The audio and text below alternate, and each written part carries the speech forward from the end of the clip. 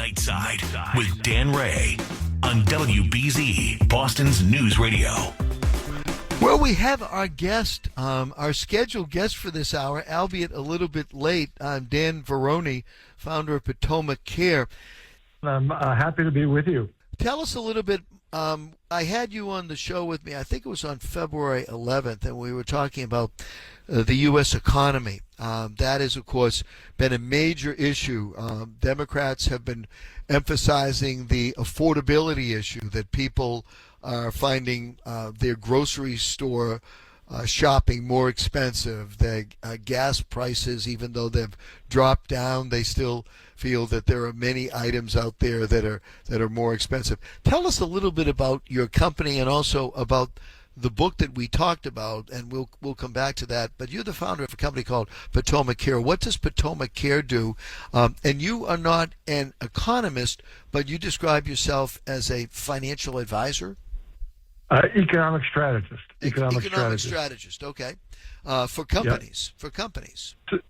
No, actually, tell you what, my company is called Potomac Core Consulting. We do market research and strategy work for trade associations here in the greater Washington, D.C. area and around the country. In addition, I'm an author, and I do economic strategy and economic analysis on the basis of the work that I do as an author. Okay, and we will talk later on about the book. So let's start again. As I say, we're a little bit late here, so I want to try to catch up. And if people want to participate in the conversation, the president is telling us that we're in America's golden age and that the economy has never been better. But all the polls seem to suggest that people are not happy with the economy. Now, I know that people's thoughts about the economy are a little viewed from which political party they may be beginning from, but where do you see this economy over the past year? What are the pluses and what are the minuses that you've seen develop over the last year since President Trump was re-inaugurated in 2025? Well, essentially, what I saw is I saw the Republican majorities in the House and Senate come together to pass the big, beautiful bill legislation, and that is the centerpiece of the Trump economic policy. And within that policy, there are tax cuts. The tax cuts are intended to put money in people's pockets and to drive wage growth and job growth. Let me give examples of what I mean.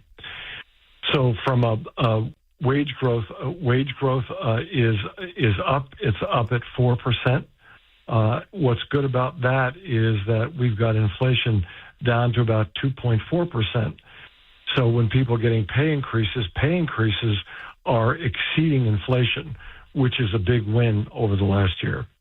The second win is starting this year as a result of the big, beautiful bill, the withholding rates are on federal taxes are lower than they were a year ago. So that means that everyone should have noticed in their paychecks this year that their withholding amounts are lower and there's more take-home pay.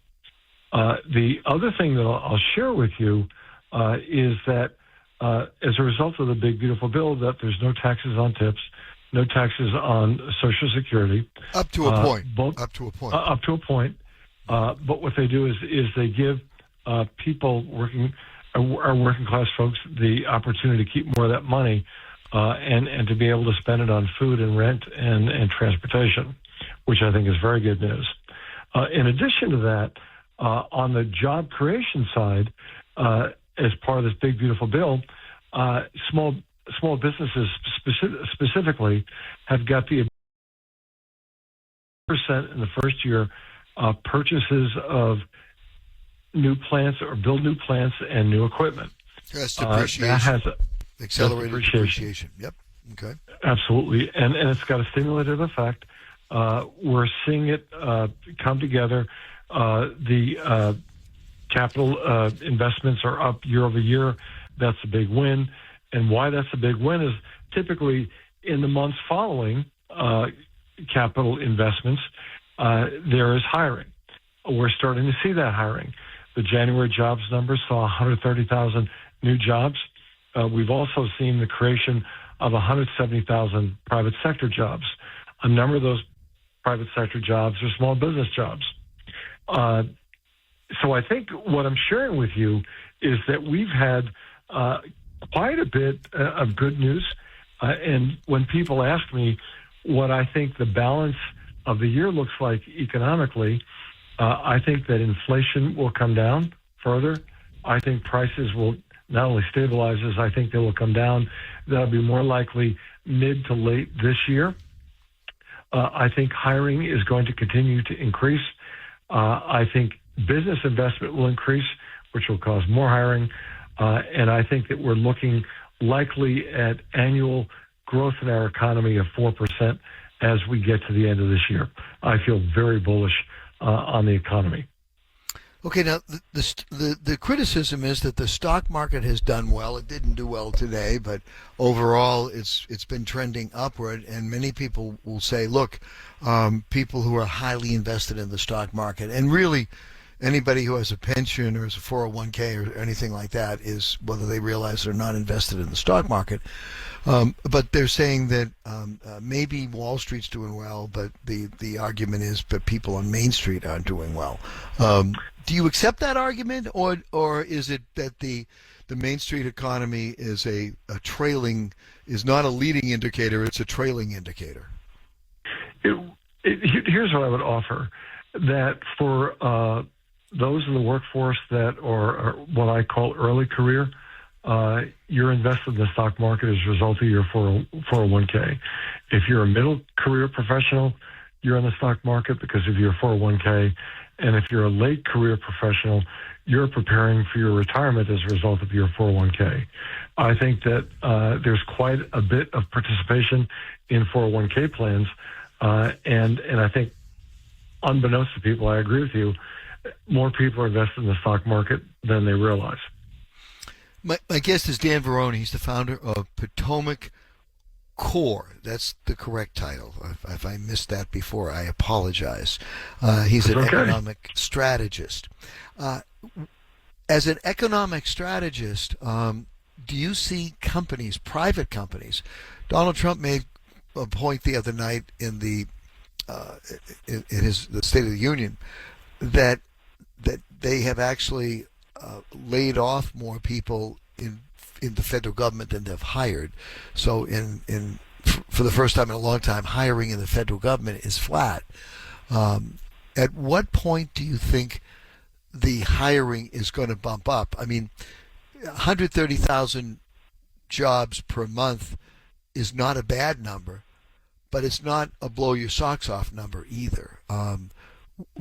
When do you think we are going to see hiring step up to accommodate all this new economic activity that you're foreseeing? You know, I have an important historical parallel. I went and I looked back at 1981 with the Reagan tax cuts. He signed his legislation in July of 1981. His tax cuts didn't go into effect until some in 1982, some in not until 1983. The economy started to improve 18 to 24 months. The good news is that President Trump signed his tax legislation in July of last year, July of 2025, and a lot of the tax cuts were retroactive to January of last year. I believe as we get to the middle of this year, through the end of this year, I think we are going to see substantial ramp up in hiring. My guest is Dan Varroney. He's the founder of Potomac Core. He's an economic strategist for trade associations. He knows a lot about the economy. And if you have questions, if you're not feeling good about the economy, feel free to call and ask questions. There are certain items that people buy. Right now, for example, coffee and chocolate are two very expensive products. Those those costs have not come down. And as someone who likes chocolate and likes coffee, Sure. there are factors. There are factors there. But important things have come down. The most important price that I have seen dropping is the price of gasoline. Yeah. And if it continues to drop, that only is going to be good for in my opinion, good for the economy. Dan, I want to take a quick break here. We do a newscast at the bottom of the hour and maybe get some phone calls on the other side, see if people want to call and talk about their experience, and maybe you can do some economic strategy for them, and we can talk with them about how their economy can be improved. If the economy does not improve, it's going to be a tough November for Republicans, and it will be a tough final 2 years for President Trump. If, on the other hand, the economy does improve, and the Republicans benefit from that, it could be it could turn Donald Trump into a much more significant president. It's as simple as that, and I can't put it any more simply. We'll take a break. My guest, Dan Varroney, 617-254-1030, 617-931-1030. My question to all of you is, how's your economy doing? Do you feel bullish about the economy, or do you feel that you're being left behind? Join us on Conversation on Nightside right after the news at the bottom of the hour. It's Nightside with Dan Ray. Hey, Dan. On WBZ, Boston's News Radio. My guest is Dan Varroney. Dan, let's look into your crystal ball.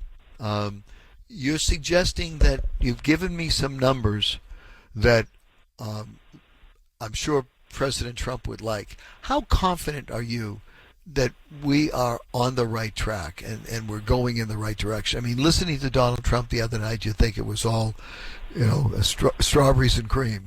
But there are people who are struggling. Right. There'll always be people who are struggling, and the point is to bring as many of those people along as possible.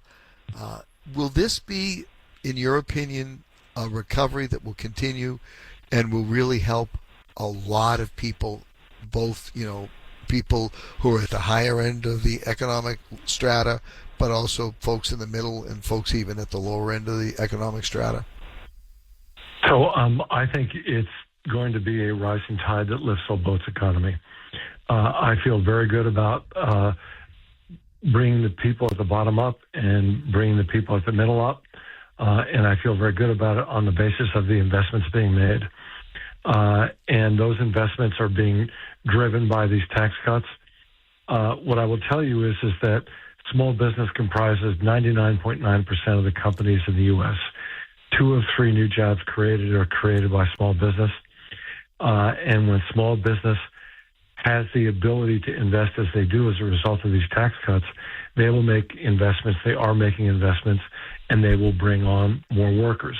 As they bring on more workers, hiring across the board will improve. Secondly, where do we stand on building manufacturing plants? I mean, a big part of the president's proposals are to bring American jobs and American manufacturing back from overseas. That's part of his tariff strategy, as I'm sure you would agree. Yes. What's going on? What I would say to you is that manufacturing is 9% of the U.S. economy, and that is dangerously low. From my perspective, I'd like to see it get up to the 15% plus range. Manufacturing jobs pay better, and manufacturing jobs have a magnifier effect. They create anywhere from 1 to 3 jobs in the service sector. Manufacturing jobs have that magnifier effect in local communities throughout the country. So the big beautiful bill has the impact of driving manufacturing growth, bringing back onshore manufacturing jobs. Part of the president's reciprocal tariff strategy, he has secured some $18 trillion in commitments for investment. I think those will take 2 to 3 years to come online. Those investments will be in automotive, they'll be in pharmaceutical, and they'll be in technology. And I believe that 3 years from now, as the president is getting ready to leave the White House, he will have stood over or presided over an economy that clearly added more manufacturing jobs back, had a strong impact on the low and middle class, and brought the lower middle class up to the middle class, and the middle class up to high middle class. I feel highly confident about that on the basis of what I'm seeing already in terms of the data. And Dan, I want to emphasize, we're at the start of the beginning here. You don't walk into a situation where you had 9.1% inflation, where you had almost 2 years of no jobs created, and snap your fingers and say it's going to happen today. The same thing happened when Ronald Reagan became president. That's why I looked at the historical parallel of 18 to 24 months. I think we will be much further along within a year from now, and we won't have to wait 18 to 24 months. The good news is we're on the path. We're moving down the right pathway because we've got the right policies in place. All right. Well said. Great summation. Let's go to the phone calls. Janice in Melrose. Janice, welcome. You are first this hour. You're on with Dan Varroney, founder of Potomac Core. And he's an economic strategist, and he's pretty bullish on 2026. Hi. Hi. I have a question. You said that the withholding would change so that people would have more to keep more of their paycheck. But I'm just curious, does that mean the rates are actually lower, or come a year from now, people will just get smaller refunds when they're expecting them? That's a great question. So the withholding rates are lower. That will not impact your refund. As a matter of fact, it's separate from the refund. And when you file your taxes this year, you should see anywhere from $1,000 to $2,000 worth of a tax refund. We learned late last week that our middle child, our daughter, filed her taxes, and she's getting a refund of $2,900, which far exceeded her prior year tax refund. So you will see more take-home pay as a result of lower withholding rates, and you'll see a healthy tax refund this year. When did the lower rates go into effect? Did they go into effect on January 1st, or did they go into effect at the time the bill was passed last summer?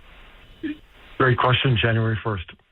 Okay, so that means for 2 months now, you should see a little bit more in your paycheck if you have a weekly or a every other week paycheck, and then you'll also, with those adjustment of rates retroactively for 2025, you'll hopefully see a bigger refund.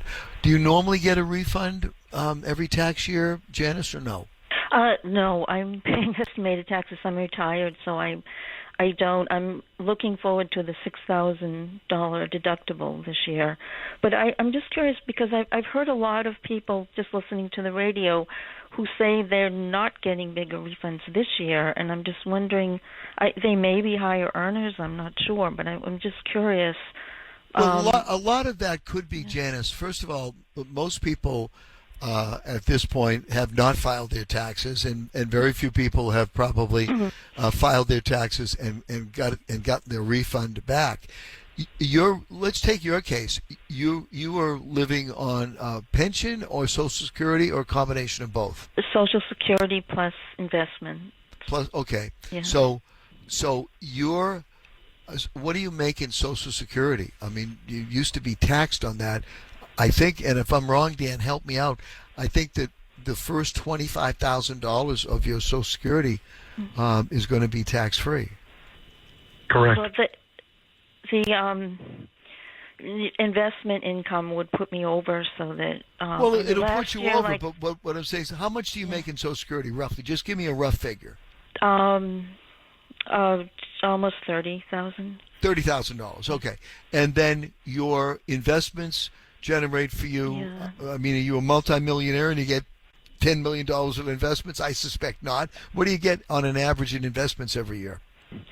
Well, this year was up, which okay. is good. How much up? I think I had $2,000 in dividends. Okay, good. Okay. So and then capital gains, I don't know, around $6,000. So I am expecting that my income will be low enough, so I will get that. Yeah. $6,000, You've got a total income, Janice, of about $60,000. Okay. And that $25,000 off Social Security is going to drop your taxable income substantially. You're going to be happy, Janice. I'm just considering generally when I hear people who've already. I haven't received my brokerage 1099 yet, so I haven't filed. Yeah, well, I know that. But Janice, all I'm trying to say to you is that what I'm trying to say to you, Janice, is don't listen to other people, okay? Because everyone's different. But help me out here, Dan. I don't know if you're a CPA background, but I think based upon what Janice has told us, she's going to have a very happy April 15th. I think you are going to have a very happy April 15th. All right, I want you to call me, Janice. I'm not concerned in myself. I'm just trying to understand the economy generally, and that's why I was curious about the withholding changing. Well, that's why Dan Varroney's with us tonight. Janice, I got to run because I got to take a quick break. But do me a favor. When you get your refund back this year, I really am going to ask you to call me back and tell me if you're a very happy person, because I think you will be, and I want to hear you say that, okay? Okay. All right. Thanks. Bye. Good night. Back on Nightside right after this. It's Nightside with Dan Ray on WBZ, Boston's News Radio. All right, we got a lot of calls. Let's get to as many of them as we can. Going to go to Michael in Canton. Michael, you're next on Nightside with Dan Varroney. Go right ahead, Michael. Hello, Dan. Good to see you both. You got two Dans here, Michael. Go right ahead. What's your comment or question for the other Dan? Dan may recognize me. I was actually a contributor to his most recent book, and I am in the manufacturing industry and was very interested to hear Dan's comments. And I may have, as I was kind of converting to the phone call here, I picked up on the tariff comment and the most recent decision. Dan, do you expect any negative repercussions for manufacturing in the short term, or do you think this will just blow over? So I think, great question, and I think that the president is going to utilize this tariff situation to create as much leverage as he can in negotiating trade deals with other countries. That's what I think is going to happen. I also think that if you read the Supreme Court decision, the court has basically sketched out for him policies in the law that exist, which are he could have utilized, and he can utilize going forward. I think the Supreme Court, and I may be in the minority here, but I think the majority of the Supreme Court actually did him a favor with that decision. We've actually seen both sides of the tariff equation being in manufacturing. We've seen certain cost increase because of tooling and materials that we import. However, we have seen some work come back that we lost to overseas 5 and 10 years ago. So for us, it's been a net positive, and we're a small manufacturer, and we had some down years. The end of 23 and 24, 25 was an up year, and this year we look to be up 10 to 20%. And I think that's in part due to some of the policies in the Big Beautiful Bill and the business that's come back to our company. Good for you. Well, Michael, I appreciate your call. I got packed lines, so I'm going to let you run. Have you called my show before? Is this your first time? No, it was my first time calling in, but I've been a listener and I've seen you on TV for years. We got to give you a round of applause. Thanks so much. Come on back. We would appreciate hearing from you again. Thank you very much. Let me go next to Lola in San Diego. Lola, I got packed lines. I'm going to have to push you a little bit tonight. Go right ahead. You're on my guest, Dan. Dan Varroney. Go right ahead. Yeah. Hi, Dan. Both Dans. Hi. So hi. We got robots coming in to take over the manufacturing. We have stores in Watertown. We just lost Not Your Average Joe's. That restaurant is closing one location after another. You need to come to Main Street and talk to people that are working. I have people I know, they're students graduating as naturopathic doctors with a minimum of $3,000 a month for student loan repay. They can't even get a job. They're working as administrative assistants answering the phone and greeting me, and they're doctors. You guys, you got to get boots on the ground and come see what's really going on. Well, Lola, the fake. point, It's all fake. Lola, the point is that the economy does not turn around overnight. It's like a big ship. It's like a Queen Elizabeth. Well, and we're still exactly. dealing with the problems of the Biden administration for 4 years, when inflation was over 9%. It's now down to 2.4%. It's going in the right direction. Those are fake. I feel those are fake numbers to Fake numbers. appease Okay. people. All right, let me see if Dan, let's see if Dan with... Maroney, you and I can argue, Lola, but let's see. Dan, are those fake numbers? No, they're not fake numbers. Those numbers are kept, maintained, and tabulated by the Bureau of Labor Statistics. The Bureau of Labor Statistics run by the United States government? It is.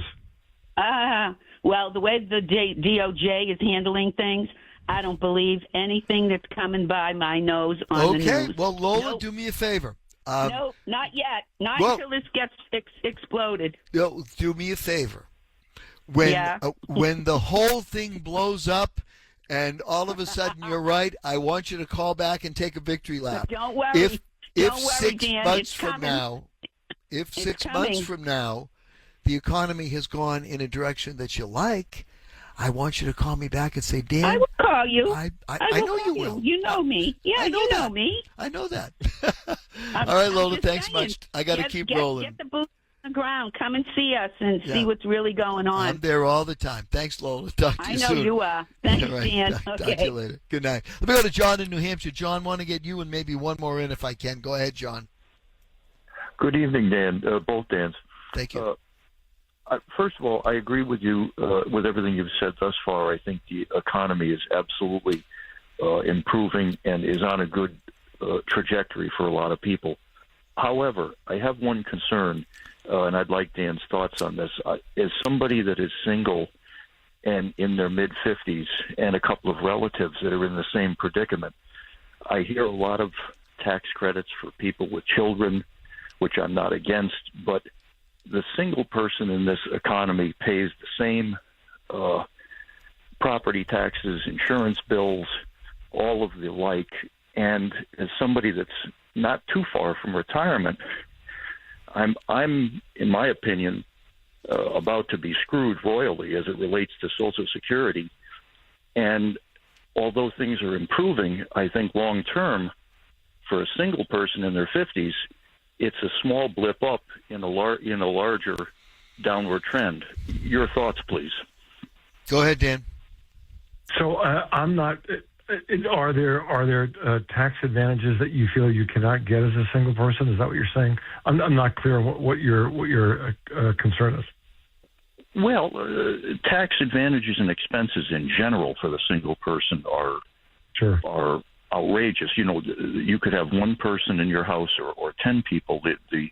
There's certain expenses that are simply more for the single person, and I right, but feel also very little done. Also, John, from the other side of it, if you're married with 3 or 4 kids, kids are expensive, and the Congress and prior presidents have made decisions that having families are good for the country, good for the future. I agree. They're going to be the people who will be paying your Social Security taxes and my Social Security taxes.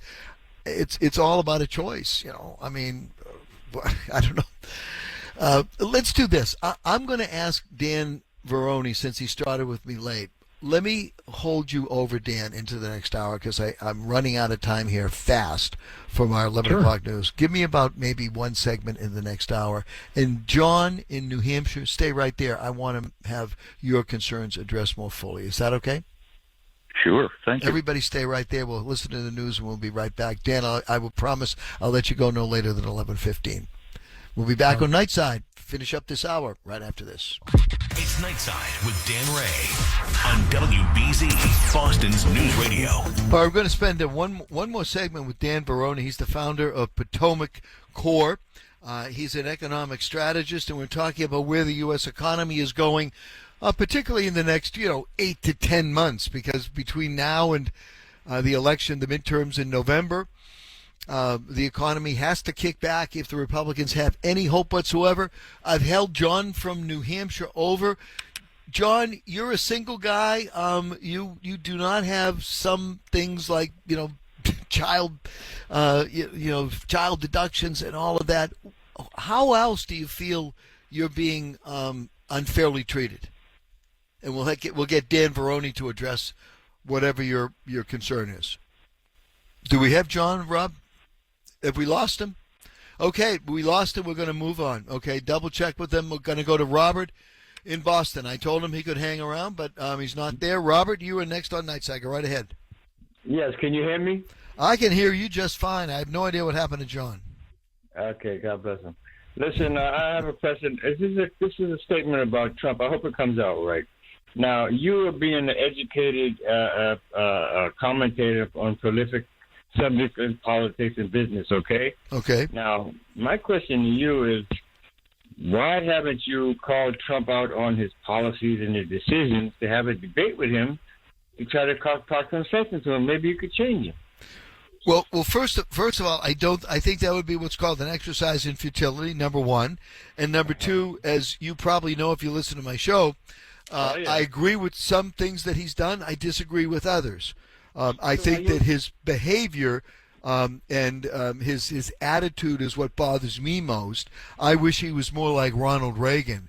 Reagan would tell a joke and smile and disarm people, where Trump will decide to insult someone, and I don't think that works for anybody. Are you a Democrat or Republican? I'm an absolute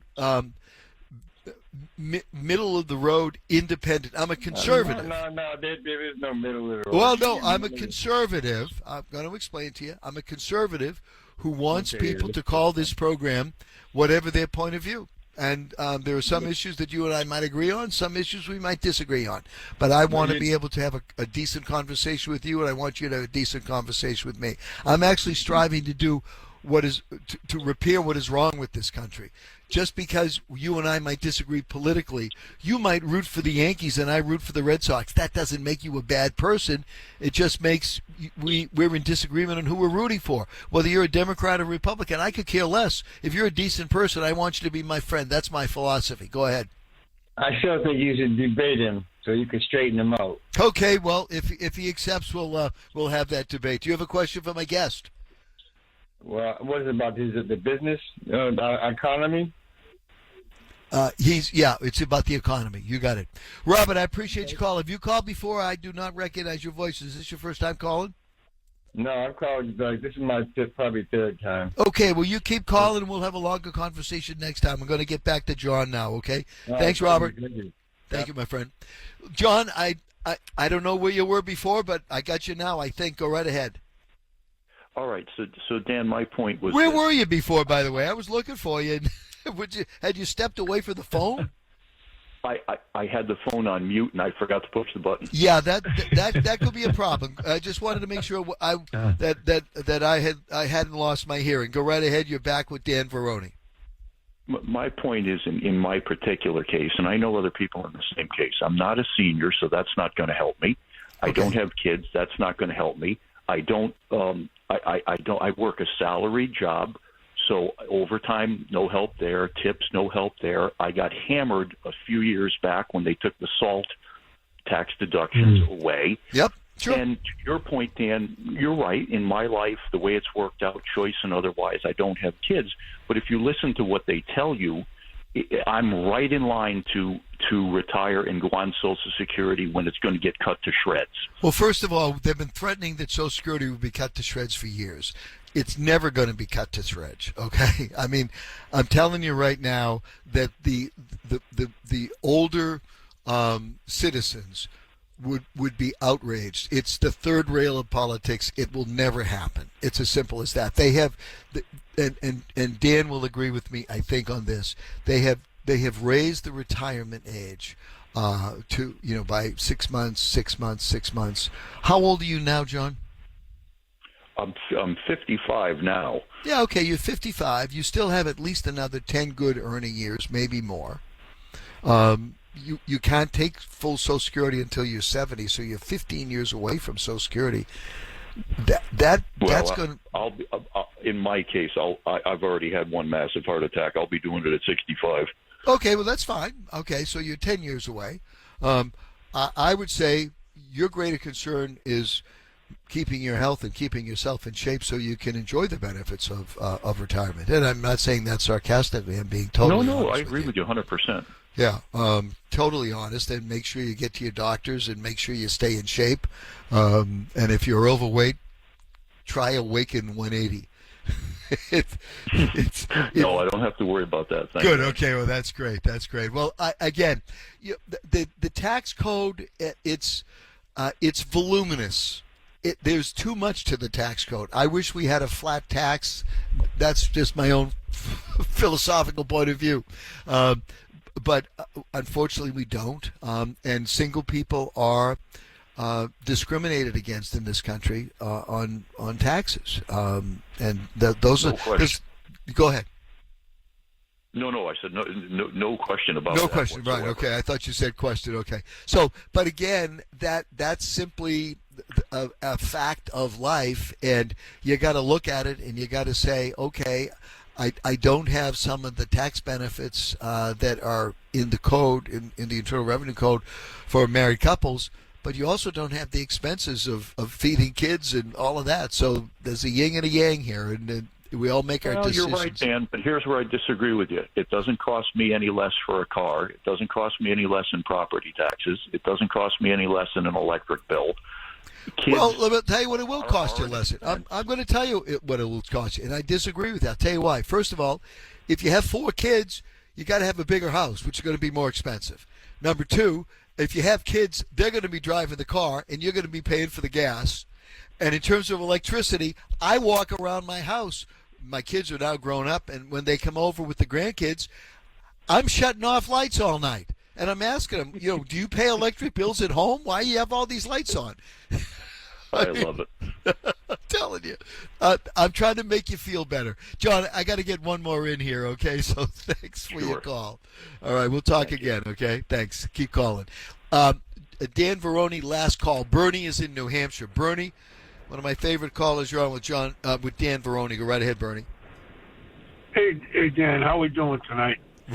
We're scrambling tonight, pal. That's okay. Yeah.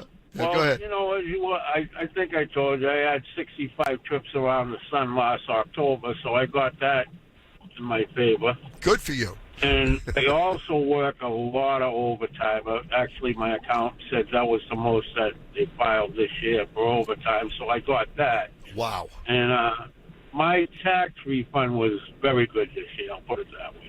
Well, give me an idea, and give Dan Varroney, say hi to Dan Varroney. Normally, Hi, what Dan, would how have are you doing? What would have you Good, how gotten? are Do you you doing? think how much of a differential do you think your tax return is better this year? Just give us a rough number, based On upon. my federal, it was $6,000 more this year. That's not bad. That's not bad. No, not a bad handshake at the end of the day. Okay. And I suspect you will be voting Republican. I know you well enough in New Hampshire. Well, you know what? Like yourself, Dan, I'm conservative. I'm conservative. Yep. Nobody's given me anything. I've worked very hard for everything I have. My wife has too, and like you said, I have 19-year-old twins, and we help them, and and 19-year-old son in the military. Yes, we help them as much as we can because they don't get paid a lot of money, as you well know. And we're in a position where we can help them. So No. we're proud of them, and you know what? I see this question came up the other night. Do you feel you're better off? I think Reagan said it before. Do you feel you're better off now than you were under Biden? And I have a resounding yes. So I don't care who was in the White House. I just think economically he's doing good things for this country. All right, let me get Dan Varroney to make a quick comment because you're a caller who has benefited. You're also a caller who has contributed to society in many ways, both as a worker and as a parent. Dan Varroney, is Bernie potentially a bellwether voter based upon what you foresee coming down the road economically? I think Bernie is absolutely a bellwether voter, and there will be a lot of Bernies around the country. The initial tax refunds have gone out. The second wave will be coming soon, and we'll be hearing a lot of $3,000, $4,000, $6,000, $8,000, $10,000 tax refunds. All right. Bernie, as always, thank you, my friend. We'll talk soon, okay? You're one of my favorite callers. Thank you, Dan, also. Thank you. All right. You're welcome. Take good care. Dan Varroney, let's talk about your book and let's plug the book. How can people get the book? Give us the title one more time, and I assume it's available on Amazon and elsewhere. Absolutely. The title of the book is called Rethinking Economic Growth, and everyone can find it on Amazon. I encourage your listeners who are small businesses or listeners who know people who own small businesses to get this book. There are 35 case studies, 12 different industries, and it talks about the power of small business in helping the country achieve consistent 3% economic growth. And there's a roadmap for small businesses. They will get a lot of value from reading this book. I appreciate your time, Dan. I know we had a little bit of a bumpy start here. Check your phone here because Rob is insisting that it was getting dumped directly in, and I've had that happen on my phone as well, where the phone doesn't even ring and it goes right to voicemail. You'll hear the voicemails later on tonight, but I think we pulled together and I think we got a good hour, and I think people have a better understanding of the economy and what it's going to mean, and I hope everybody benefits from it. That's my hope. Same. I hope that absolutely everybody benefits from it. Thanks again, Dan. We'll maybe check back with you in 2 or 3 months, and we'll take the temperature of the economy sometime in May or June. Fair enough? Sounds good. Look forward to it. All right. Take good care now. Bye-bye. Dan Varroney, absolutely. The book, Rethinking Economic Growth. Thank you, Dan. Appreciate it.